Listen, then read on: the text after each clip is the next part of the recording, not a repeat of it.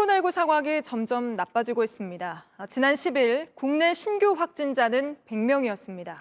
하지만 열 하루 만에 점점 늘어서 363명입니다. 4일째 300명을 넘어 어느새 400명대를 바라보고 있죠. 정부도 수도권 3차 유행이 진행 중이라는 것을 공식 확인했습니다. 지난 2, 3월과 8월에 이어 세 번째 유행이 진행되고 있다고 판단합니다.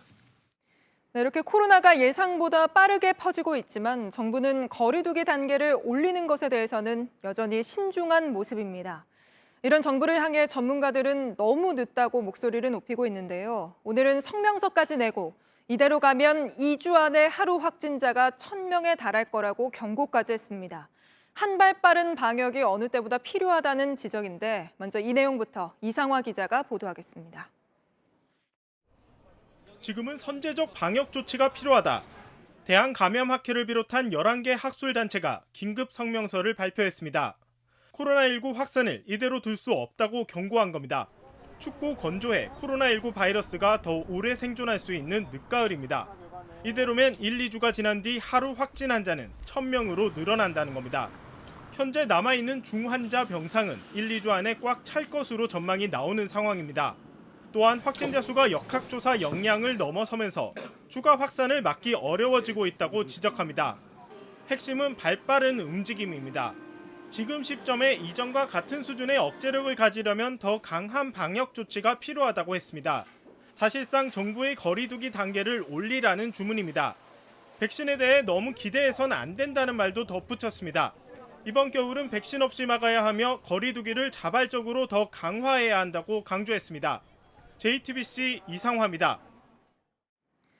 지금부터는 전국의 코로나19 상황을 전해드리겠습니다. 먼저 서울입니다. 내일이 임용시험인데 코로나19가 서울 노량진 학원가를 덮쳤습니다. 한 임용고시 학원에서 확진자가 수십 명이나 나온 건데요. 조용한 전파가 이미 많이 이뤄진 것은 아닌지 걱정입니다. 최승훈 기자입니다. 서울 노량진 한복판의 한 임용고시 학원입니다. 여기서 첫 코로나19 확진자가 나온 건 지난 18일입니다. 접촉자 200여 명을 전수검사했습니다. 이 학원에서 나온 확진자는 이미 수십 명입니다. 문제는 임용고시 수험생들이 보통 한 학원만 다니는 게 아니라 과목별로 다른 학원을 다니는 데 있습니다. 제 뒤로 보이는 노량진 학원가 일대 전체가 불안해하고 있습니다. 전공은 또 어디 가서 하고 어디 가서 하고 또 스터디는 어디 갔다 하고 어디 가서 하고 독서실 그러니까 뭐 사방팔방 중구난방이야. 학원 안에서도 거리두기는 잘 지켜지지 않은 것으로 보입니다. 내일 치러지는 임용시험을 앞두고 지난 주말에는 수강생 수백 명이 두 교실에 나눠 함께 수업을 들었습니다. 엄청 밀집돼 있다고 보시면 돼요. 웬만한 학교 책상 간격 있잖아요. 그거를 그냥 거의 쭉 붙이고 있다고 생각하시면 돼요. 최근까지 이어진 거리두기 1단계에서 학원은 마스크 쓰기 같은 기본 방역수칙 외에는 아무 제한이 없었습니다. 현재까지 확인된 확진자는 32명입니다. 이 학원 관련 확진자는 서울뿐 아니라 경기, 인천, 전북에서도 나왔습니다.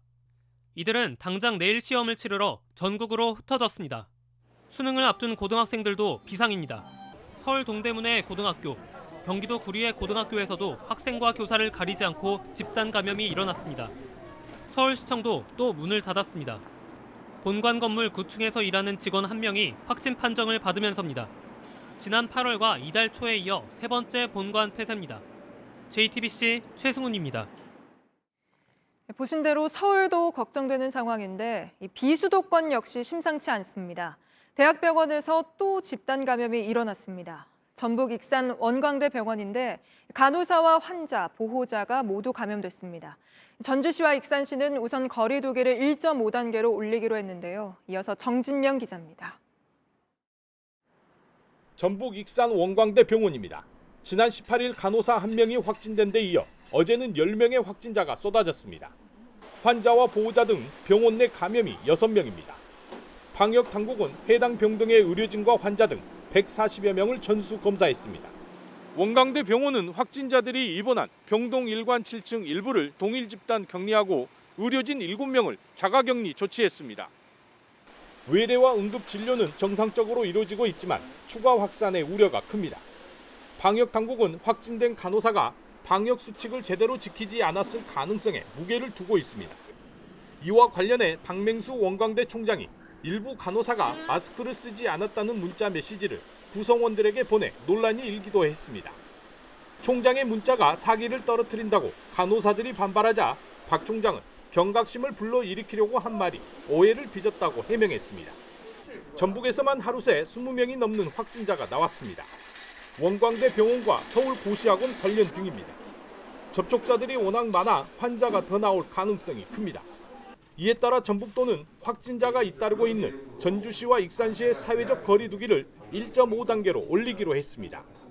특히 최근 발생한 환자의 절반 이상이 활동 반경이 넓은 20, 30대라는 점을 걱정하고 있습니다.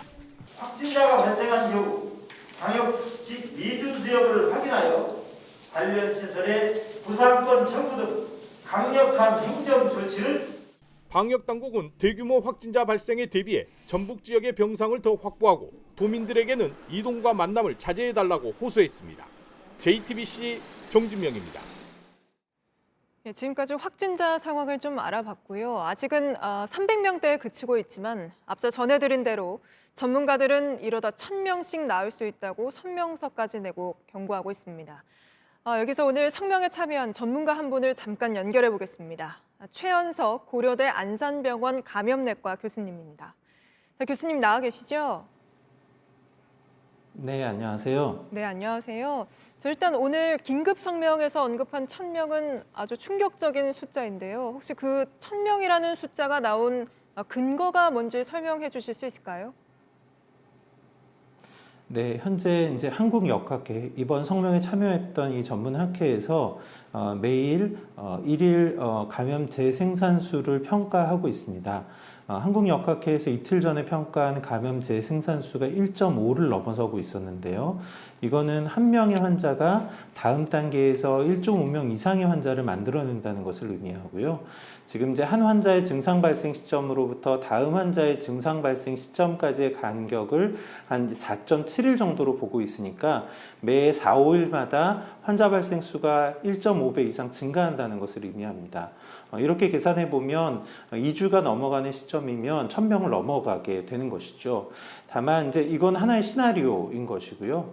저희는 이 시나리오대로 되지 않기를 바라는 마음에 정부나 시민들이 더 적극적인 방역에 나서주기를 원하는 마음에 이런 성명서를 냈습니다. 네, 사실 얼마 전 정부가 그 시나리오 중 하나로 밝힌 것이 2, 4주 안에 300~400명이 나올 수 있다는 거였는데 이미 400명에 육박하고 있기는 하죠. 그래서 예상보다 코로나가 퍼지는 속도가 훨씬 빠른 것이 아닌가 이런 걱정이 되는데요.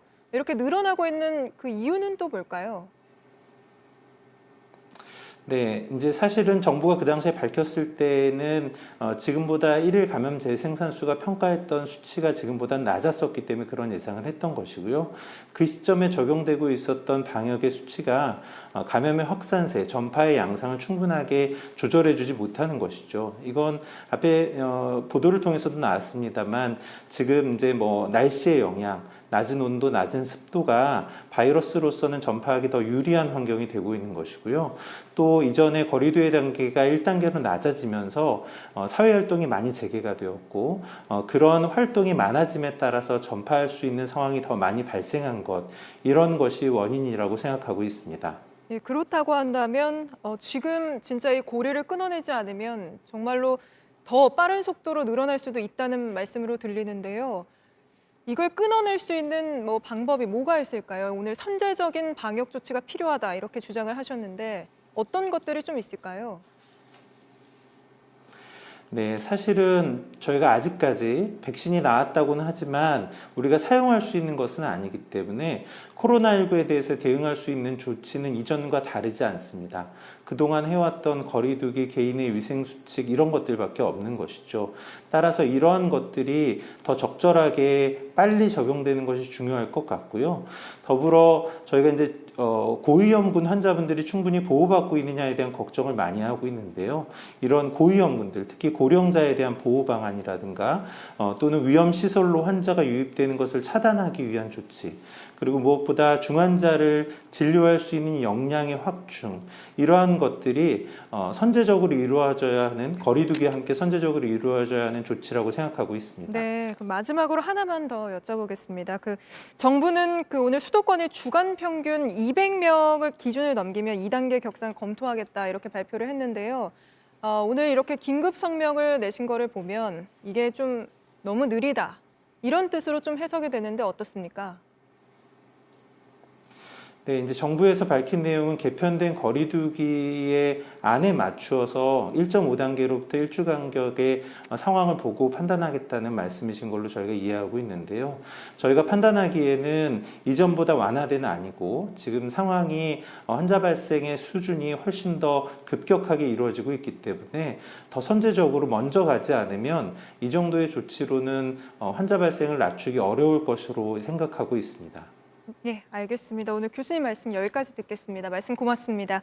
최원석 고려대 안상병원 네, 감사합니다. 감염내과 교수님이셨습니다.